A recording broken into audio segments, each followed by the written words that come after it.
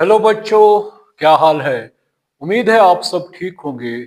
आज 11th class का exam था, तो उम्मीद है कि आप सब बच्चों ने पेपर अच्छा किया होगा। थोड़ा बहुत मैं भी इसके बारे में आपके साथ डिस्कस करना चाहता हूँ, इस पेपर के बारे में।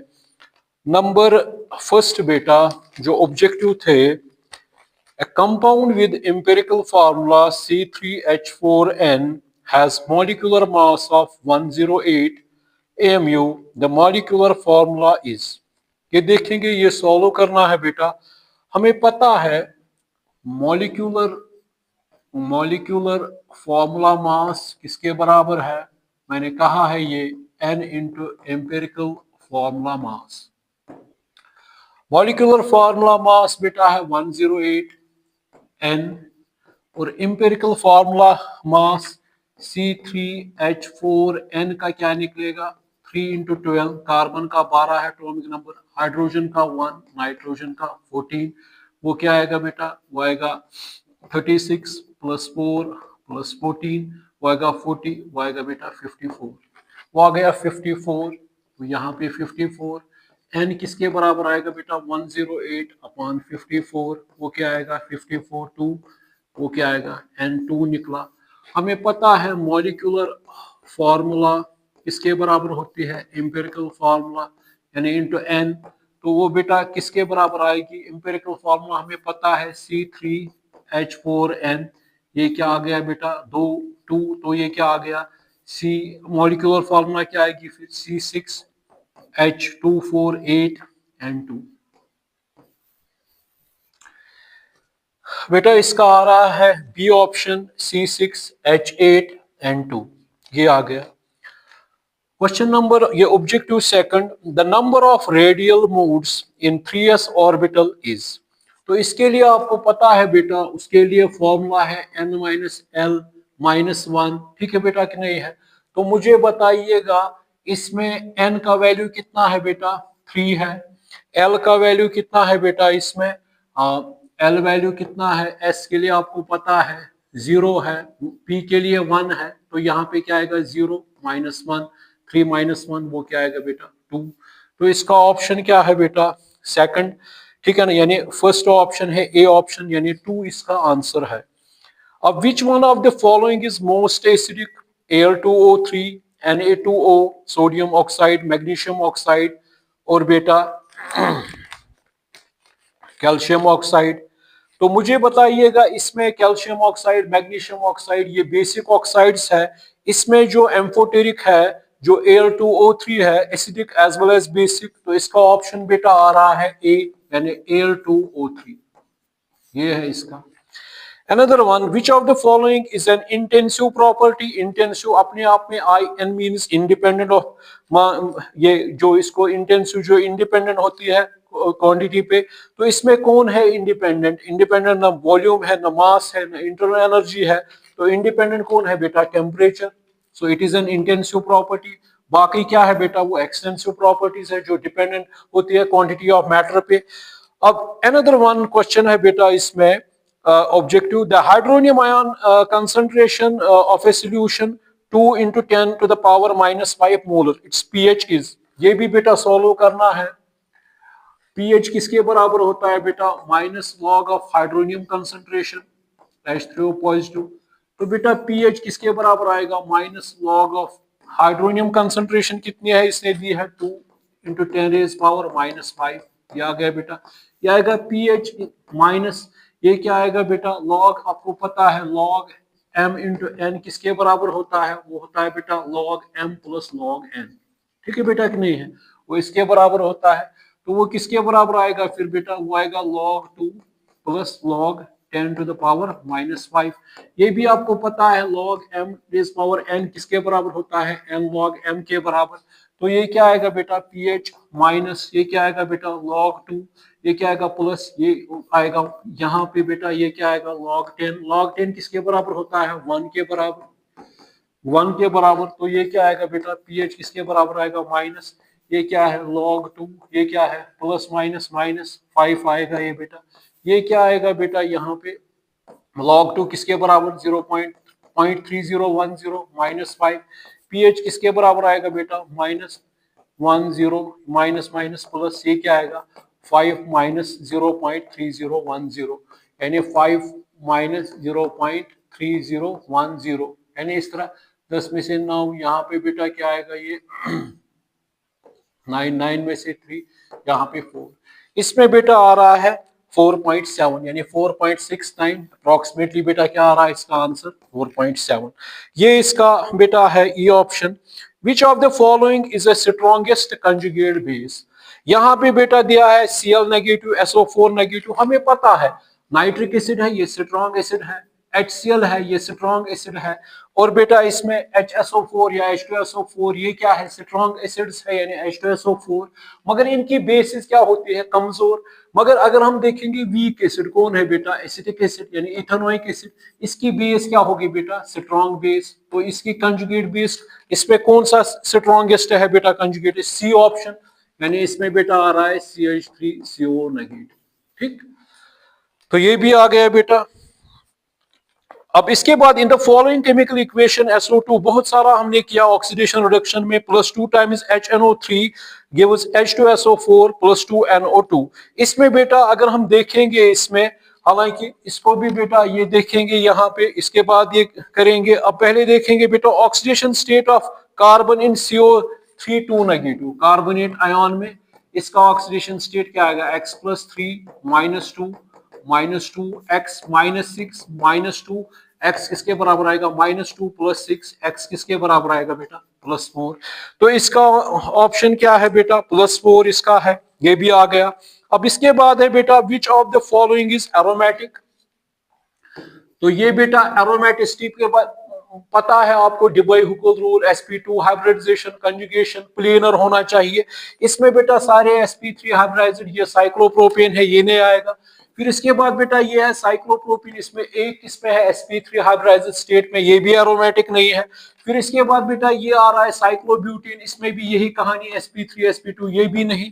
तो इसमें बेटा आ रहा है ये साइक्लोप्रोपिनाइल कैटायन, ठीक है बेटा कि नहीं है, तो इसका ऑप्शन यही है, ये क्या है, ये बेटा एरोमेटिक है। बात समझ में आ रही कि नहीं आ रही, ठीक है ना, क्योंकि हर कार्बन किसमें है sp2 हाइब्रिडाइजेशन स्टेट में है, डिबय-हुकेल रूल भी ये फॉलो कर रहा है, ठीक है ना। अब इसमें बेटा था ये in the following reaction SO2 plus HNO3 gives H2SO4 plus 2 times NO2, ठीक है बेटा कि नहीं है। तो मुझे आप बताइए इसमें बेटा अगर हम देखेंगे इसका क्या ऑक्सीडेशन स्टेट आएगा, अगर X+2 -2, ये क्या आएगा X-4, ये क्या आएगा बेटा +4 में है इसका ऑक्सीडेशन स्टेट। अब इसका भी क्या आएगा 2 + X+4 -2 = 0, ये आएगा 2 + X - 8 = 0, -6 + X = 0, -6 ये आएगा बेटा +6, ठीक बेटा कि नहीं है, ठीक है ना। अब इसका बेटा देखेंगे ये क्या आएगा 1 + X + 3 -2 = 0, 1 + X - 6 = 0, -5 + X = 0, -5 = -X, ये क्या आएगा बेटा +5। तो ये अब ये क्या आएगा बेटा X+2 -2 0, X - 4, X किसका आएगा +4, ठीक है ना बेटा। तो इसमें क्या हो रही है, अगर हम सल्फर की बात में करूंगा यहाँ पे बेटा सल्फर +4 से कहा +6, हालांकि वो भी रॉन्ग आंसर है यहाँ पे जो एंड में इसने दिया है बेटा। इसमें बेटा ये है कि अब हम देखेंगे ये क्या हो रहा है +5 से +6, इसको क्या कहेंगे बेटा इंक्रीज। तो ये क्या हो गई इसकी ऑक्सीडेशन हो गई। तो ये क्या बेटा खुद क्या एक्ट करेगा, ये मतलब यह +5 से कहां पे पहुंच गया, ये सॉरी ये +5 से कहां चला गया, ये वाला था बेटा इसकी ऑक्सीडेशन हो गई। तो इसकी क्या हो गई बेटा +5 से +4 में डिक्रीज इन ऑक्सीडेशन स्टेट, इसको बेटा कहते हैं। तो ये क्या एक्ट करेगा बेटा ऑक्सीडाइजिंग एजेंट। तो इसमें करेक्ट ऑप्शन कौन है बेटा HNO3 क्या कर रहा है एक्ट ऑक्सीडाइजिंग एजेंट। तो इसका कौन सा ऑप्शन है बेटा बी ऑप्शन, ठीक। तो ये हो गया बेटा ये आपका। अब इसके बाद बेटा state 2 limitations of Mendeleev's periodic table. आपको पता है मेंडेलीव ने बहुत सारा कंट्रीब्यूशन किया पीरियोडिक टेबल के लिए, मगर periodic properties on the basis of atomic mass. सबसे पहले ये बेटा इसमें दो कहनी है, हाइड्रोजन की पोजीशन मतलब ये अटकी हुई है, ये फर्स्ट ए है से बिलोंग करता है कि सेवंथ ए से, क्योंकि फर्स्ट ए में अगर ये बेटा लूज करता है, ठीक है बेटा कि नहीं है, तो अल्कली मेटल्स जब ये गेन करता है एक इलेक्ट्रॉन हैलोजनों की तरह, इसको कहा गया ऐसा क्यों है, ये इसका आंसर नहीं दे पाया।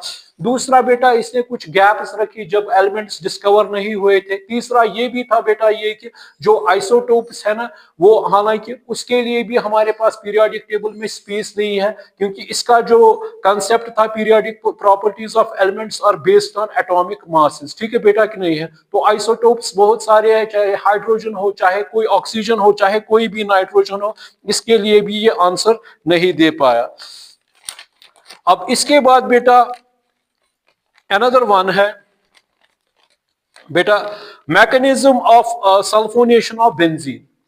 Mechanism of sulphonation of benzene बेटा, अगर हम सल्फोनेशन क्या बेंजीन लेंगे, बेंजीन को क्या करेंगे, sulphuric acid add in presence of SO3 यानी ओलियम, यहां पे क्या बनता है बेटा, बेंजीन सल्फोनिक एसिड क्या बनता है और निकलता है वाटर। इसने कहा कि इसका मैकेनिज्म बताओ। ये आपको पता है बेटा HOSO3H आ गया H2SO4, ठीक है बेटा कि नहीं है, यहां तक ठीक है ना बेटा, बात समझ में आ रही कि नहीं आ रही, ठीक है ना। तो यहां से अगर हम SO3 या H2SO4 लेंगे तो वो क्या डोनेट करेगा, प्रोटॉन। जब प्रोटोनेशन होगी तो यहाँ पे बेटा क्या निकलेगा, ऑक्सीजन इज मोर इलेक्ट्रोनेगेटिव, तो हमें क्या जनरेट हो जाएगा बेटा, सल्फोनियम आयन। जब सल्फोनियम आयन जनरेट होगा वो आपको फिर पता है यहाँ पे पाई इलेक्ट्रॉन्स होते हैं, इंटरेक्शन होगी SO3H के दरमियान, सिग्मा कॉम्प्लेक्स बनेगा, ये मैंने सारा बताया है बेटा। यहाँ पे SO3, यहाँ पे हाइड्रोजन है, यहाँ पे फिर पॉजिटिव चार्ज ये निकलेगा एज प्रोटॉन, वापस जाएगा किसके पास, HSO4 नेगेटिव के पास, तो क्या बन गया बेटा, बेंजीन सल्फोनिक एसिड। क्या बन गया बेटा, बेंजीन सल्फोनिक एसिड, ठीक है बेटा कि नहीं है, तो ये बन गया बेंजीन सल्फोनिक एसिड। तो ये था। अब इसके बाद बेटा ये भी था, व्हाट इज मार्कोइनको एडिशन। तो मार्कोइनको एडिशन किसको कहते हैं बेटा, मार्कोइनको रूल आपने पढ़ा है। मार्कोइनको रूल किनके लिए होता है, जो अनसिमेट्रिकल अल्कीन्स होते हैं, ठीक है बेटा कि नहीं है, वो क्या कहता है, negative part of the addendum goes the carbon which has least number of hydrogen atoms, मतलब बनता है ये, and positive part of the addendum goes the carbon which has more number of hydrogen atoms. यही addition हो गई Markovnikov. मगर ये किसके लिए, so according to Markovnikov's rule around carbon carbon double bond in unsymmetrical alkenes, negative part of the addendum goes to carbon which has least number of hydrogen atoms, and positive part of the addendum goes to carbon which has more number of hydrogen atoms. एक और question था, why are alkynes more acidic than alkenes and alkynes। ये भी मैंने कहा है। अब ये बेटा जो होता है अल्काइन जो होते हैं, यानी एस्टिलीन की मैं बात करूंगा, यहां से बेटा ये है, ये इथीन है, यहां से बेटा ये इथेन है। इसमें बेटा क्या होता है, इसमें S कैरेक्टर ज्यादा होता है, इसमें sp, इसमें बेटा sp2, इसमें बेटा sp3 हाइब्रिडाइजेशन, S कैरेक्टर इसमें 50% होता है। उसकी वजह से बेटा क्या होता है, ये कार्बन इलेक्ट्रोनेगेटिव ज्यादा बनता है। जब ये ज्यादा इलेक्ट्रोनेगेटिव है तो ये क्या करेगा, ये इलेक्ट्रॉन पेयर को अपनी ओर ज्यादा लेगा, प्रोटॉन इजिली निकलेगा। मगर इसमें ये एस कैरेक्टर कम है एज कम्पेयर टू इसमें इसका, ये था इसका आंसर। तो एस कैरेक्टर की वजह से इसकी एसिडिटी ज्यादा होती है। What are nucleophiles? Give examples of nucleophiles. Nucleophiles क्या होते हैं, अगर हम nucleus leaving, Cl negative, Cn negative, ठीक है ना बेटा, NO2 negative, Br negative, OH negative, so ये एग्जांपल्स है। Nucleophiles are the species which are, जो क्या होते हैं, which acts as this nucleophiles, ठीक है बेटा कि नहीं है। तो वो ये स्पीशी होते हैं जो क्या होते हैं, रिच इन इलेक्ट्रॉन, ठीक है बेटा कि नहीं है, और इनको कैपेबिलिटी है कहां पे जाने की, जहां पे पॉजिटिव चार्ज होगा वहां पे इनको कैपेबिलिटी है जाने की, ठीक है कि नहीं है। तो they are rich electron species, they have a capability to go where there is a deficiency of electrons, ठीक है बेटा कि नहीं है। तो ये भी था बेटा। अब ये भी है बेटा, what is meant by qualitative analysis, name one method used for the estimation of nitrogen in organic compound। qualitative analysis में हम क्या करते हैं बेटा, identification of elements करते हैं, ये इससे हम identification of elements, cations, anions, functional groups, ठीक है बेटा कि नहीं है। और इसमें यहाँ पर बेटा ये भी इसने कहा है, इसमें किससे हम इसको हम करते हैं, Kegel-Dall मेथड है, उससे हम क्या करते हैं बेटा, उससे हम बेटा ये एस्टिमेट करते हैं नाइट्रोजन। अब इसके बाद बेटा give to examples of redox reaction. Example redox reaction अभी आपने देखा, एक इसी में थी बेटा रेडॉक्स रिएक्शन। मतलब अब इसमें बेटा अगर C+O2 गिव्स कार्बन डाइऑक्साइड, बेटा ये पता है ऑक्सीडेशन जीरो है, ये जीरो स्टेट में है, +4 में, -2 में है, ये 0 से +4 ऑक्सीडेशन, 0 से -2। इसी तरह बेटा N2 +3 times hydrogen gives 2 times ammonia. इसी तरह बेटा आप ये जीरो ऑक्सीडेशन, ये जीरो ऑक्सीडेशन स्टेट में है बेटा, फिर इसको बेटा ये +1 में है, ये -3 में है, ये बेटा 0 से किस में चला गया, -3 में, तो क्या हो गई रिडक्शन, ये 0 से +1, ये क्या हो गई, तो ये बेटा दे सकते हैं इसमें। अब इसके बाद डिफाइन सॉल्युबिलिटी प्रोडक्ट। अब आपने पढ़ा है बेटा सॉल्युबिलिटी प्रोडक्ट KSP होता है, बात समझ में आ रही कि नहीं आ रही? तो ये क्या होता है, प्रोडक्ट ऑफ दो आयन जो होते हैं raised to power stoichiometric coefficient क्या होगा। मतलब अगर मैं बात करूंगा यहाँ पे इसे, so solubility product is a product of cation and anion, ठीक है ना, molar concentration of cation and anion raised to power stoichiometric coefficient में है। अब इसने यहाँ पे बेटा दिया है, इसमें BaCO3 दिया है कार्बोनेट, इसको तोड़ा है, ये दिया है Ba2 पॉजिटिव, और बेटा क्या निकला है यहाँ से CO3 2 नेगेटिव। ये आपको KSP इसकी क्या निकलेगी, इसकी S है सॉल्युबिलिटी, इसकी S है स्टोइचियोमेट्रिक कोएफिशिएंट, इसमें स्टैशो कोई नहीं है, तो इसका KSP किसके बराबर आएगा बेटा, वो S² के बराबर आएगा, ठीक है ना। अब दूसरा इसने दिया है Ag2CrO4, इसको बेटा दिया है, ये तोड़ा है किसमें बेटा 2 टाइम्स Ag पॉजिटिव एक्वस, और क्या है बेटा CrO4 2 नेगेटिव, और ये भी इसका क्या बेटा निकलेगा KSP इसका बेटा क्या निकलेगा, इसका क्या है 2s रेज्ड टू पावर, ये क्योंकि ये डबल होता है इससे, इसीलिए क्योंकि इसकी क्या होती है कंसंट्रेशन डबल होती है इससे S, तो वो क्या आएगा बेटा, वो आएगा 4s² into S, वो क्या आएगा 4s³। ठीक है बेटा कि नहीं, बात समझ में आ रही कि नहीं? तो ये हो गया ये बेटा।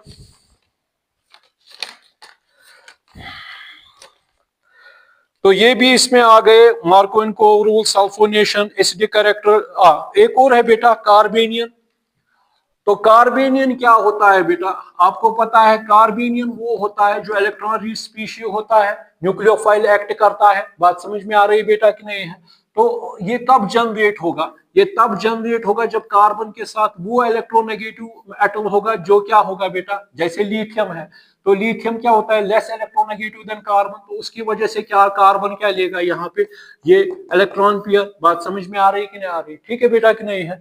तो इसको बेटा क्या कहेंगे कार्बेनियन। तो हाउ कार्बेनियन इज जनरेटेड, अगर आपसे कोई कहेगा carbanion is generated during heterolytic fission, या जिसको हेटेरोलाइसिस कहते हैं, तब क्या बनते हैं फिर आपको पता है 1 डिग्री 2 डिग्री, यहाँ पे वो नहीं लिखना है, 3 डिग्री कार्बेनियन, ठीक है ना, 3 डिग्री 1 डिग्री कार्बेनियन मोर स्टेबल होता है। तो एग्जाम्पल हम दे सकते हैं बेटा, फॉर एग्जाम्पल अगर यही CH3L लिया, या यहाँ पे ग्रिग्नार्ड रिएजेंट फॉर एग्जाम्पल मैंने यहाँ पे ले लिया बेटा, यहाँ पे ये क्या आ गया मैग्नीशियम है, तो ये निकलेगा, ये क्या बनेगा बेटा, ये इस तरह बनेगा, बात समझ में आ रही है? यहाँ पर बेटा ये क्या आएगा, ये आएगा कार्बेनियन। तो यहाँ पे हमें 1 डिग्री 2 डिग्री 3 डिग्री कुछ नहीं लिखना है। तो how carbene, what are carbanion? Carbanions are the species which carry negative charge on carbon atom. How they are generated when the carbon atom is attached to less electronegative element, with the result more carbon occurs electron pair towards itself, with the result it will occur negative charge। ठीक है बेटा कि नहीं है? तो ये भी आ गया बेटा, तो ये भी इसमें न्यूक्लियोफाइल भी आ गया, ये क्वालिटेटिव एनालिसिस भी आ गई, give examples of redox reaction, ये भी बेटा आ गया, ठीक है ना। अब इसके बाद बेटा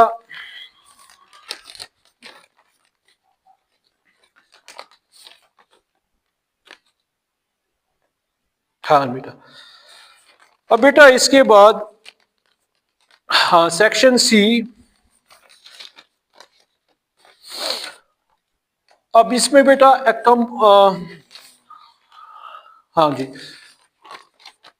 हाँ, what are conformers and write down the conformers of. आपको पता है बेटा कन्फॉर्मर्स क्या होते हैं, इनको रोटामर्स भी कहते हैं। ये किन में पॉसिबल होते हैं बेटा, अल्केनों में जहां पे फ्री रोटेशन होती है, जैसे कि हमने तो कन्फॉर्मर्स मैंने बताया भी है, जो मैंने वन शॉट बनाया उसमें मैंने कहा है कि आपको कन्फॉर्मर्स क्या होते हैं बेटा, फ्रीली रोटेट हो जाते हैं। तो उसमें आपको पता है कि अगर फॉर एग्जांपल इथेन की इसने बात की है, तो इसको अकॉर्डिंग टू मेलविन न्यूमैन भी बना सकते हैं बेटा। ये क्या है फ्रंट कार्बन, ये क्या है बेटा सिक्योर गॉच में बना सकते हैं इसको बेटा, ये इस तरह, ये इस तरह, ये H, यहाँ पे H बेटा, यहाँ पे H, यहाँ पे H, यहाँ पे ये क्या हो गया बेटा इक्लिप्सड, ये इक्लिप्सड फॉर्म है बेटा। ये क्या है बेटा, ये वाली फॉर्म क्या है बेटा, ये थोड़ा, ये बेटा ये स्टैगर्ड है, ये स्टैगर्ड फॉर्म है। स्टैगर्ड फॉर्म में क्या होती है बेटा, इसमें रिपल्शंस बहुत कम होती है, ये ज्यादा स्टेबल होता है। इससे ये क्या होता है बेटा, सेंटर का ये सर्कल का सेंटर ये फ्रंट कार्बन है, और जो बड़ा वाला हमने लिया तो ये क्या है बैक कार्बन, ये यहाँ पे दिखाना पड़ता है। ठीक है बेटा कि नहीं है, ठीक है ना। तो इस तरह भी बॉल एंड स्टिक मॉडल में आपने बनाया, ये इक्लिप्सड है बेटा। ये वाला जो आ रहा है ये क्या है बेटा, ये इक्लिप्सड है, ये स्टैगर्ड फॉर्म है। ये भी बेटा आपको अब explain various factors affecting the state of equilibrium. तो कौन से फैक्टर्स है इफेक्ट करते हैं इक्विलिब्रियम को। इक्विलिब्रियम जब भी होता है तो एक डायनेमिक इक्विलिब्रियम होता है रिएक्टेंट और प्रोडक्ट स्पीशीज के दरमियान, चाहे ये ए है, बी सी या डी है। व्हाट विल हैपन, ये कैसे ऑल्टर होता है जब हम इसमें चेंजेस लाते हैं। डिस्ट्रॉय इक्विलिब्रियम कभी नहीं होता है, इसमें इनबैलेंस आ जाती है। तो अकॉर्डिंग टू ली चार्टियर प्रिंसिपल इसमें किस किस की वजह से होता है बेटा, effect of concentration, effect of pressure, effect of pressure, effect of catalyst बेटा, इसी तरह इफेक्ट ऑफ टेम्परेचर। बात समझ में, जैसे कि अगर मैं कंसंट्रेशन यहाँ पे बढ़ाऊंगा तो अकॉर्डिंग टू ली चार्टियर प्रिंसिपल वो कहां से कम हो जाएगी, अगर मुझे किस में फिर जाना है बेटा फॉरवर्ड डायरेक्शन में, वहां से इसकी कंसंट्रेशन कम हो जाएगी। अगर यहाँ से मैं कंसंट्रेशन प्रोडक्टिव की मैं बढ़ाऊंगा तो उस हिसाब से बेटा इक्विलिब्रियम को अकॉर्डिंग टू ली चार्टियर वहां जाना है जहां से कंसंट्रेशन डिक्रीज हो जाएगी, वो इसमें जाएगा। फिर इसी तरह बेटा आपको लिखना था effect of pressure. Effect of pressure में भी आप देख रहे हो कि N2 + 3 times hydrogen gives for example 2 times ammonia. इसमें बेटा आपको पता है जहां से आप प्रेशर इंक्रीज कर रहे हो, तो प्रेशर इंक्रीज का मतलब अगर मैं यहाँ पे प्रेशर इंक्रीज कर रहा हूँ, रिएक्शन कहां से जाएगी बेटा, वहां से जहां से वॉल्यूम्स कम हो जाएंगे, तो ये क्या फॉलो करेगा, डिक्रीज इन प्रेशर। अगर मैं बेटा डिक्रीज प्रेशर करूंगा तो वॉल्यूम्स कहां से बढ़ रहे हैं, यहाँ से। इसी तरह बेटा अगर एंडोथर्मिक रिएक्शन होगी, अगर मैं टेम्परेचर यहाँ से बढ़ाऊंगा, इफेक्ट ऑफ टेम्परेचर, तो रिएक्शन किस डायरेक्शन में दिशा में जाएगी कम करने के लिए, फॉरवर्ड में, एक्सो में उल्टा। ठीक है बेटा कि नहीं है। तो ये भी था बेटा। अब ये है what is state function, explain inter energy as a state function. State function कौन सी फंक्शन होती है, थर्मोडायनेमिक्स का क्वेश्चन है ही बेटा। आपको स्टेट फंक्शन में ये वो फिजिकल क्वांटिटी है जिसमें हम क्या कंसीडर करते हैं, इनिशियल और फाइनल। ठीक है ना, ये कौन सा पार्ट फॉलो करे उस पर ये डिपेंड नहीं करती है। अब ये भी है explain inter energy as a state function. आपको पता है inter energy is a sum of all energy, चाहे वो काइनेटिक हो, पोटेंशियल हो, ट्रांसलेशन, न्यूक्लियर एनर्जी हो बेटा, वाइब्रेशनल एनर्जी हो, वो हर कोई एनर्जी पॉसिबल नहीं है जिसको एब्सोल्यूट एनर्जी निकालने के लिए। मगर इसमें अगर हम एनर्जी क्या करेंगे, अगर सिस्टम को एनर्जी देंगे तो सिस्टम की एनर्जी क्या हो जाएगी, E1 से E2, या अगर सिस्टम से एनर्जी निकालेंगे बेटा, बात समझ में आ रही कि नहीं आ रही, ठीक है ना बेटा। तो ये है स्टेट फंक्शन, ये भी एक इजी क्वेश्चन था। What is the hybridization of following molecules. अब इसमें बेटा XeO2F2 इसके देखेंगे सबों के, SF6 है बेटा, और यहाँ पे ICl3 है बेटा, PCl5 है बेटा, BeCl2 है बेटा, CO2 है बेटा। डिवीजन मेथड से इजी निकलेगा ये। जिनान का क्या है बेटा 8, इसका क्या है बेटा 2, 6 6 12 हो गए, क्योंकि ऑक्सीजन का एटॉमिक नंबर 8 है, वैलेंस में 6 है, तो इसका कितना है 14 है। तो ये क्या आएगा बेटा 10 14, ये क्या आएगा 34। तो मैंने कहा है कि अगर 8 से ज्यादा हो जाएंगे तो 8 4 सा क्या हो गया बेटा 32, तो ये क्या आएगा 2। अगर 2 आएगा फिर से 2 से करेंगे तो क्या आएगा 5, तो 5 का वैल्यू क्या है मतलब बेटा sp3d। तो इसकी हाइब्रिडाइजेशन क्या है बेटा sp3d, ये हो गया sp3d। इसी तरह बेटा SF6 है, वैलेंस में 6 है, फ्लोरीन के वैलेंस में कितने हो 7, 6 6 42, ये क्या आ गया बेटा 48, 8 6 क्या हो गया बेटा 48, या वो भी H is equal to 1 half of V plus M minus C plus A, वो भी मैंने आपको सिखाया है। अब देखो बेटा 8 6, तो 6 का मतलब क्या हो गया sp3d2 आ गए, 3 4 5 6, तो इसकी है sp3d2, ये आ गई। अब इसके बाद बेटा I में 7 है, 3 7 21, ये क्या आ गया बेटा 28, 8 3 सा क्या हो गया 24, ये क्या आ गया 4, 2 2 कितना हो गया बेटा 4, तो ये क्या आ गया 5 5 का मतलब क्या हो गया बेटा, sp3d, sp3d बेटा। अब इसी तरह बेटा है PCl5, PCl5 में 15, इसका एटम 5, 5 7 सा कितना हो गया 35, वो कितना हो गया बेटा 48, 5 सा कितना हो गया बेटा 40, वो क्या आ गया sp3d। तो इसमें भी बेटा क्या आ रही है sp3d। अब इसके बाद BeCl2, BeCl2 बेरिलियम का एटॉमिक नंबर 2 है, इसका क्या है बेटा 7 7 14 हो गए 16, तो 2 8 सा सॉरी 8 से 8 2 सा कितना हो गया बेटा 16, तो इसकी हाइब्रिडाइजेशन क्या है, इसकी हाइब्रिडाइजेशन है sp। बात समझ में अब बेटा है कार्बन डाइऑक्साइड, इसकी है sp, ये कितने हैं 4, ये कितने हैं 12, तो कितने हो गए 16, तो क्या आएगा 8 2 16, तो इसकी हाइब्रिडाइजेशन क्या है कार्बन की, sp हाइब्रिडाइजेशन। बात समझ में आ रही कि नहीं आ रही। तो ये भी बेटा हो गया state function various factors affecting the, ये बेटा आ गया। अब इसमें बेटा ये भी है, आप define ionisation energy, ionisation energy या ionisation enthalpy. So ionisation energy defined as the energy required to remove electron from its valence shell, ये भी मैंने आपको कहा है कि, और अगर हमें सोडियम है, सोडियम को इलेक्ट्रॉन निकालना है, वो Na पॉजिटिव बनाएगा, तो हमें बेटा ये भी पता है कि जो आयनाइजेशन एनर्जी दी, अब इसने कहा है कि डाउन द ग्रुप क्या हो जाए, जैसे लिथियम है, सोडियम है, पोटेशियम है, रुबिडियम है, सीजियम है, फ्रांशियम है, तो इसमें डाउन द ग्रुप क्या हो रहा है, साइज इंक्रीज हो रहा है, स्क्रीनिंग इफेक्ट बढ़ रहा है, तो इसको कम आयनाइजेशन एनर्जी देनी है इलेक्ट्रॉन निकालने के लिए, तो इसका मतलब लिथियम की ज्यादा आयनाइजेशन है, सोडियम की उससे कम, सबसे कम फ्रांशियम में, क्योंकि उसमें साइज बड़ा है, स्क्रीनिंग इफेक्ट भी ज्यादा है, उसकी वजह से इफेक्टिव न्यूक्लियर चार्ज भी उतना नहीं है, तो डाउन द ग्रुप क्या हो जाएगी बेटा, डिक्रीज हो जाएगी। व्हाट इज आयनाइजेशन, वो मैंने कहा। Derive de Broglie equation for dual nature of matter, give it a significance। de Broglie आपको पता है, हम ये प्रूव करते हैं E is equal to h nu is equal to mc square, Max Planck की इक्वेशन और आइंस्टाइन की मास एनर्जी रिलेशन। तो इसमें बेटा क्या आएगा फ्रॉम फर्स्ट एंड सेकंड, ये क्या आएगा mc स्क्वायर, ये किसके बराबर आएगा c बाई लैम्डा, ये आपको पता है बेटा, ये और ये h बाई लैम्डा mc, अगर हम c रखेंगे वेलोसिटी, वो क्या आएगा बेटा mv, तो वो किसके बराबर आएगा, लैम्डा किसके बराबर आएगा फिर बेटा, लैम्डा mv h लैम्डा किसके बराबर आएगा h बाई mv, ठीक है ना।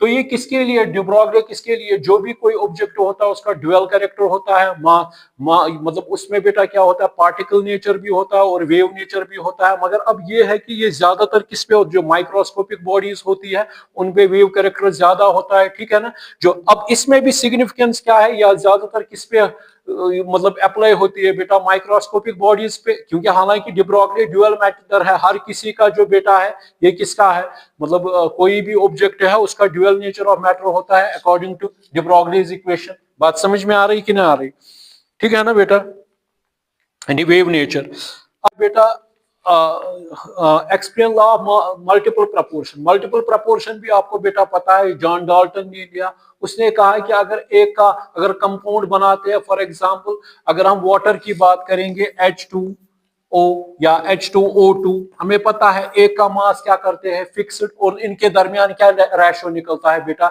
सिंपलेस्ट होल नंबर रेशो इनके दरमियान निकलता है। बात समझ में आ रही कि नहीं आ रही, क्योंकि इसमें बेटा है 2:16, इसमें कितना है 2:32, तो इनके दरमियान क्या ये आ गया 16:32, ये क्या आ गया 1:2 रेशो आ गया, ठीक है बेटा कि नहीं है, बात समझ में आ रही कि नहीं। तो ये भी बहुत ईजी था। अब इसमें व्हाट इज विस्पर थ्योरी, नायहोम ने ये दी थी, explain the shape of water molecule on the base of whisper theory. Whisper theory हमें क्या दर्शाती है बेटा, ये हमें ज्योमेट्री देती है मॉलिक्यूलों के दरमियान। इसमें ये भी हम देखते हैं कि जहां पे लोन पेयर होती है वहां पे ज्यादा रिपल्शन होती है, तो जो स्ट्रक्चर होता है वो थोड़ा डिविएट हो जाता है, लोन पेयर से ज्यादा रिपल्शन होती है as compare to bond pair, lone pair bond pair और बॉन्ड पेयर, ठीक है बेटा कि नहीं है। तो ये भी हमें, इसमें भी अगर वाटर की बात आती है तो वाटर में हमें पता है H2O है, यानी सॉरी ये बेटा है H2O, इसकी शक्ल बेटा क्या होती है, बेंड शेप, एंगुलर शेप होती है, इसका बॉन्ड एंगल 104 डिग्री 28 मिनट्स होता है, मगर sp3 हाइब्रिडाइजेशन है। मगर इसमें बेटा क्या होते हैं, एक बॉन्ड पेयर होता है, एक क्या होता है बेटा, दो बॉन्ड पेयर्स होते हैं, और क्या होते हैं, दो लोन पेयर्स होते हैं, तो उसकी वजह से क्या होती है, रिपल्शन होती है, ज्यादा रिपल्शन होती है, तो उसकी वजह से इसकी शेप भी क्या होती है, according to VSEPR theory bond lone pair repulsion is maximum, ज्यादा स्ट्रेन आएगा इसमें, ठीक है ना बेटा। अब इसके बाद how many grams of ammonia are produced when 6 gram of hydrogen gas reacts with, पहले इक्वेशन है N2 plus 3 times hydrogen gives 2 times ammonia, gives 2 times ammonia. Equation ये है, how many grams of ammonia are produced, हमें देखना है कितने grams of ammonia हमें produce करने हैं when 6 gram of hydrogen react with excess of nitrogen gas through the following reaction. 6 gram hydrogen, तो 6 ग्राम का मतलब बेटा हो गया 6, वेट 6 है, तो इसका हाइड्रोजन का क्या मास है, तो कितना आएगा, लगभग 2.01, अब ये आ गया बेटा 3 आ गया, ठीक है ना यहाँ पे, ठीक है ना बेटा। अब इनके दरमियान मोलर रेशो क्या है, मोलर रेशो क्या है इनके दरमियान, किसके दरमियान बेटा, NH3 और किसके दरमियान, मोलर रेशो हाइड्रोजन के दरमियान, इनके दरमियान क्या मोलर रेशो है बेटा, ये आ रहा है जो मोलर रेशो है NH3 और हाइड्रोजन के दरमियान, वो कितना बेटा आ रहा है, तो मोल्स ऑफ NH3 और मोल्स ऑफ H2 बेटा, तो किसके बराबर आएगा बेटा, वो आपको पता है यहाँ पे बेटा कितना कितना रेशो है इनके दरमियान अगर हम देखेंगे, और इसका कितना है बेटा 2, इसका कितना है बेटा 3, मोलर रेशो इतना है 2/3 है बेटा। मोल्स ऑफ NH3 कितने निकलेंगे, मोल्स ऑफ NH3 कितने निकलेंगे 2/3, इसके कितने निकले हैं 3, ये और ये क्या होगा कैंसल, ये क्या निकले, मोल्स ऑफ NH3 कितने निकले हमें बेटा 2 निकले, मगर हमें क्या निकालना है बेटा, यहाँ पे हमें निकालना है वेट अमोनिया का, N किसके बराबर है W/M, W किसके बराबर आएगा, ये कितने निकले 2, तो अमोनिया का मॉलिक्यूलर वेट क्या होता है बेटा 17, यानी 14 + 3 हो गया 17, वो कितना आएगा बेटा, वो आएगा 34, वो कितना आएगा बेटा 34 ग्राम्स, कितना आएगा बेटा 34 ग्राम्स, तो ये भी आ गया। अब इसके बाद बेटा कुछ मैं यूपीएससी नेम्स के जो आए थे आपको अब देखेंगे बेटा, उसमें यूपीएससी नेम्स में for example CH3 CH CH3 CHOH CH3 CH3 CH3, तो बेटा कहां से नंबरिंग करेंगे, अगर यहां से 1 2 3 4 5, तो नाम क्या आएगा 2, 4 ट्राइमिथाइल, ट्राइमिथाइल बेटा, तो क्या आएगा 1 2 3 1 2 3, तो क्या आएगा बेटा 3 पेंटेनॉल, 3 पेंटेनॉल, ये इसका नाम था, बहुत ही इजी था। Second one CH3 CH CH CH3OH OH, इसका नाम यहां से करो या यहां से, तो क्या आएगा बेटा 2,3 ब्यूटेन, ब्यूटेन डायोल, या 2,3 डाइहाइड्रोक्सी ब्यूटेन भी लिख सकते हैं, ठीक है ना। एक और था बेटा ये, अब ये है बेटा OH CH3, ये बेटा है, इसका नाम क्या आएगा, 2 पे क्या है 1 2 2 मिथाइल, 2 पे मिथाइल है, ये क्या है बेटा फिनॉल, ये आ गया, ठीक है बेटा कि नहीं है, ठीक है ना। अब इसके बाद बेटा एक और था ये था बेटा, एक तो आ गया आपको, ये भी आ गया, दूसरा तीसरा आ गया, अब चौथा है बेटा ये वाला, चौथा है CH2OH CH2OH CH2COOH, ये था। कार्बोक्स एसिड को प्रेफरेंस है और हाइड्रोक्सिल ग्रुप पे 3 4, तो क्या नाम आएगा 4 hydroxy, 4 hydroxy, 1 2 3 4 1 butanoic acid, 1 butanoic acid, ये बेटा आ गया आपका। अब इसके बाद बेटा एक और था ईथर पे CH3O CH2 CH CH3 CH3, ठीक है बेटा कि नहीं है, ठीक है ना बेटा, ठीक, तो क्या आएगा 1 पे क्या है बेटा, 1 पे मिथॉक्स है, 1 मिथॉक्स, 1 मिथॉक्स, 2 पे क्या है बेटा 2 मिथाइल, कितने कार्बन है बेटा 3, 1 मिथॉक्सी 2 मिथाइल प्रोपेन। तो ये इस तरह बेटा आ गए, इस तरह भी लिख सकते हैं ये बेटा। तो 1 पे क्या है मिथॉक्सी, 1 पे ये 1 पे क्या है बेटा मिथॉक्सी है, और 2 पे क्या है मिथल है, और ये क्या आ गया बेटा प्रोपेन आ गया।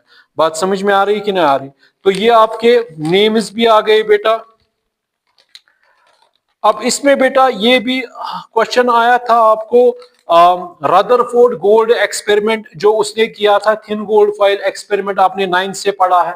रदरफोर्ड ने बम्बार्ड किया अल्फा पार्टिकल, वहां से आपने देखा कि अल्फा पार्टिकल बहुत सारे थिन गोल्ड फॉइल से पास हो गए, और बहुत सारे बेटा क्या आ गए वो रिट्रेस पाथ किया, और बहुत सारे डिविएट हो गए। अब रिट्रेस जिन्होंने कहा जिसका मतलब ये था कि कोई रिजिड पॉजिटिव चार्ज अंदर है जिसकी वजह से वो वापस आ गए।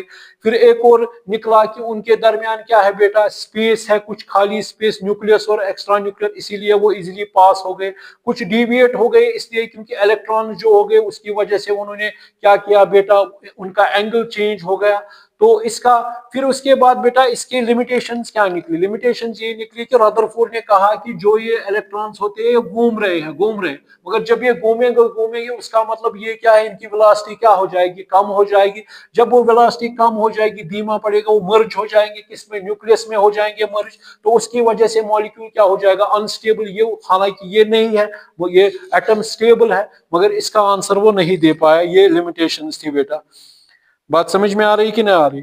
और इसकी वजह से बेटा ये भी है कि एटम जो होता है यूजुअली वो क्या देता है लाइन स्पेक्ट्रा। अगर इसकी बात मानेंगे तो एमिशंस पे आप छोड़िए उसको।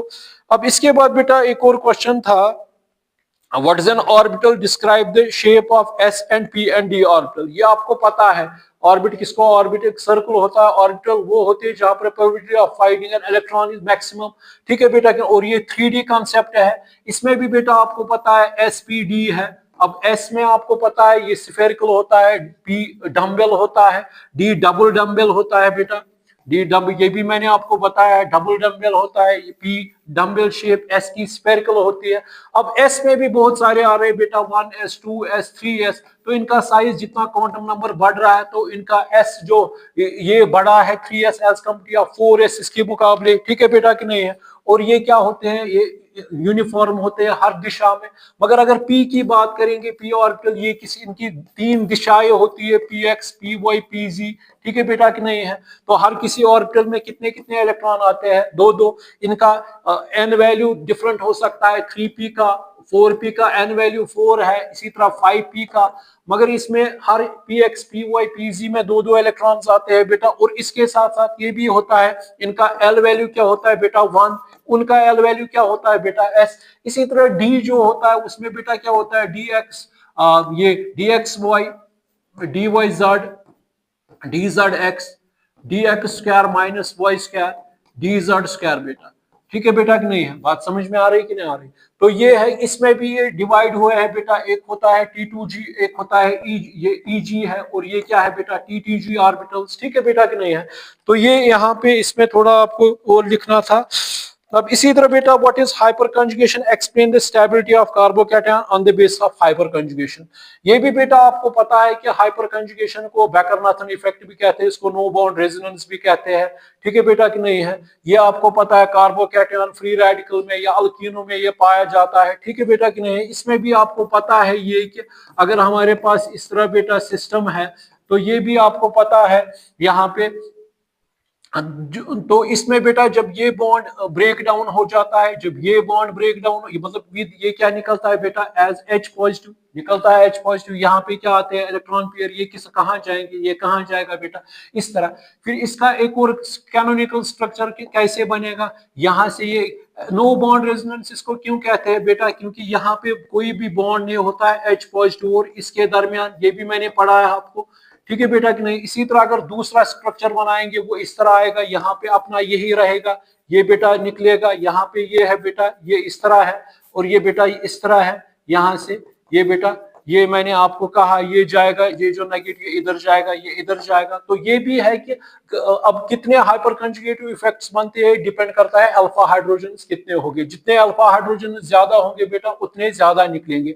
अब इसने कहा है कि कार्बोकैटायन, अगर कार्बोकैटायन बेटा ये होगा 1 डिग्री कार्बोकैटायन, या बेटा होगा फॉर एग्जांपल ये होगा 2 डिग्री कार्बोकैटायन होगा, या बेटा ये होगा 3 डिग्री कार्बोकैटायन की बात करेंगे हम। ये टर्शरी कार्बोकैटायन है, यानी 3 डिग्री कार्बोकैटायन है ये। और ये बेटा क्या है, ये 2 डिग्री कार्बोकैटायन है, ये 2 डिग्री कार्बोकैटायन। अब बेटा इसमें हाइपर कंजुगेशन इफेक्ट है। हाइपर कंजुगेशन इफेक्ट में आपने कहा है कि जिसको बैकर-नाथन इफेक्ट भी कहते हैं, नो बॉन्ड रेजोनेंस जिसको कहते हैं, तो ये भी आपने किया होगा बेटा। इसमें आपको पता है कि अगर हम देखते हैं सिग्मा बॉन्ड जब टूट जाता है, मैंने आपको पढ़ाया भी है, तो वहां पे कोई भी बॉन्ड नहीं रहता है। तो जितने अल्फा हाइड्रोजन ज्यादा होंगे, ये यूजुअली कार्बोकैटायन अल्कीनों में या कार्बी या फ्री रेडिकलों में होता है। तो इसमें बेटा ये है कि इसको नो बॉन्ड रेजोनेंस इसलिए कहते हैं, जब प्रोटॉन निकलता है तो उसके दरमियान बेटा कोई भी बॉन्ड नहीं रहता है, और जितने अल्फा हाइड्रोजन होते हैं उतने canonical structures, hyper conjugative structures ज्यादा बनते हैं। और इसी तरह बेटा इसमें explain the stability of carbocation. आपको पता है बेटा कार्बोकैटायन यूजुअली क्या होता है, यानी 1 डिग्री कार्बोकैटायन होता है, 2 डिग्री कार्बोकैटायन होता है, ये मैंने पढ़ाया है। CH3 यानी ये 3 डिग्री कार्बोकैटायन है। इसमें बेटा कितने अल्फा हाइड्रोजन है, 3 है। इसमें बेटा कितने अल्फा हाइड्रोजन है, 3 3 6 है। इसमें कितने हैं बेटा, 9 अल्फा हाइड्रोजन है। तो इसमें हाइपर कंजुगेटिव इफेक्ट किस, कंजुगेटिव स्ट्रक्चर्स किसमें बनेंगे ज्यादा, इसमें ज्यादा बनेंगे, स्ट्रक्चर्स इसके ज्यादा बनेंगे, तो इसका मतलब ये ज्यादा स्टेबल होगा। तो on the basis of hyper conjugation 3 degree carbocation is more stable then 1 degree, ठीक है ना। इसमें बेटा मैंने कहा ये कि नो बॉन्ड रेजोनेंस है, अगर यहाँ पे बॉन्ड होगा फॉर एग्जांपल इस तरह बेटा है ये, तो ये भी आपने, ये जब ये यहाँ से सिग्मा बॉन्ड टूटेगा तो ये क्या आएगा बेटा, H, यहाँ पे क्या है CH, ये इलेक्ट्रॉन पेयर कहाँ जाएगा, यहाँ, ये किधर जाएगा बेटा, इस तरह। बात समझ में आ रही कि नहीं आ रही, ठीक है ना बेटा, ठीक है कि नहीं है, बात समझ में आ रही है कि नहीं आ रही। तो इस तरह जितने अल्फा हाइड्रोजन ज्यादा होंगे उतने ज्यादा। अब इसी तरह बेटा enthalpy of formation, enthalpy of formation आपको पता है, जब भी एंथैल्पी चेंज होती है, अब एक मोल ऑफ सब्सटेंस बनता है, जैसे कि C+O2 की उस कार्बन डाइऑक्साइड, जो इतनी, अब एक मोल ये बनता है, 1 मोल, उस वक्त जो हीट निकलती है उसको एंथैल्पी ऑफ फॉर्मेशन बेटा कहते हैं। ये भी बहुत ईजी था अंडर स्टैंडर्ड कंडीशंस, ठीक है ना। Standard condition means pressure 1 atmosphere room temperature पे बेटा। और इसके साथ साथ बेटा ये भी है Hess's law of constant heat summation. Hess's law में भी आपने देखा है कि उसमें अगर ए कन्वर्ट करना है बी में, जो वहां पे चेंज इन एंथैल्पी है, वो अगर हीट या एब्जॉर्ब या गिवन आउट है, अगर हम एक स्टेप में जाए, अगर उसी को मल्टीपल स्टेप में करेंगे, पी क्यू आर, तो यहाँ पे Q1 है, यहाँ पे क्या कुछ रखेंगे M, यहाँ पे Q3। तो जो ये लॉ ऑफ कंजर्वेशन ऑफ, ये law of conservation of energy इस पे वैलिड होती है। Q1 किसके बराबर बेटा आएगी, Q1 प्लस Q2 Q3। इस पे ज्यादातर न्यूमेरिकल्स करनी है आपको आगे। सो अब बेटा इसके बाद what is molar heat capacity. Molar heat capacity is the amount of heat energy required to raise the temperature of 1 mole of substance by 1 degree kelvin, ठीक है बेटा कि नहीं है। इसके लिए भी आपको पता है, इसके लिए भी अगर हम बेटा C लेंगे, C किसके बराबर होती है, ये आपको पता है, Q by N into delta T, ठीक है बेटा कि नहीं है। और इसके लिए रिलेशन आपको स्पेसिफिक कांस्टेंट हीट, ये किसके बराबर आती है, specific constant heat at constant pressure is equal to Cp minus Cv, इसके R के बराबर, या R बाई Jb।